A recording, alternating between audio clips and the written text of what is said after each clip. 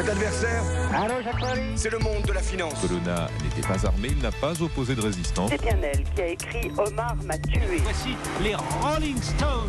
Aujourd'hui, 21 septembre, c'est la journée internationale de la paix. Bonjour Laure d'Autriche. Bonjour Dimitri, bonjour à tous. Vous revenez ce matin sur une marche pour la paix qui a marqué les esprits. C'était le 25 octobre 1981.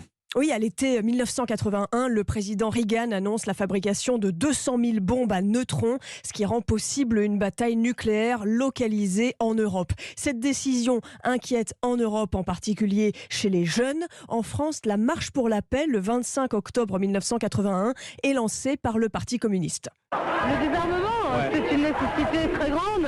Pourquoi ? Parce qu'il y a un danger imminent de guerre qui concerne tout le monde, et en particulier l'Europe. Le désarmement, il doit venir du côté des Américains. Pourquoi ?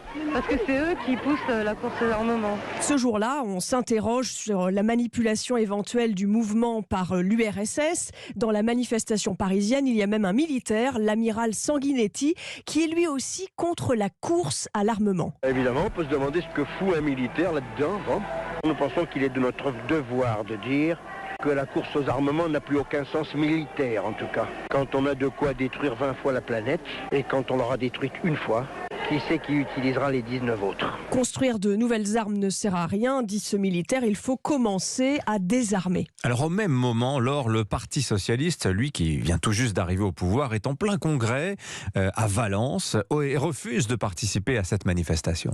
Oui, il refuse d'être récupéré par le Parti communiste, mais certains manifestants qui sont présents à Paris disent qu'ils sont seulement pacifistes, qu'ils ne prennent parti ni pour le bloc américain ni pour le bloc soviétique. En Allemagne, qui géographiquement est collée au bloc soviétique, eh bien la manifestation de ce mois d'octobre 81 remporte un grand succès et n'est pas suivie que par la gauche, mais aussi par les libéraux. Sur place pour Europe 1, André Ancian. L'Allemagne touche au monde communiste. Sur son territoire, 7000 têtes nucléaires, la plus formidable concentration du monde. Et il est prévu d'y ajouter encore 500 euromissiles qui, pour la première fois, permettront de frapper le cœur de l'Union soviétique. Alors, beaucoup d'Allemands tout simplement ont peur. Peur que la poudrière sur laquelle ils vivent soit la première cible d'un nouveau conflit. En cette année 1981, des jeunes Allemands expliquent alors qu'ils rêvent d'une Allemagne neutre et réunifiée. Voilà, 40 ans plus tard, l'Allemagne entend devenir la première puissance militaire conventionnelle d'Europe. Le pacifisme a-t-il vécu ? Tiens,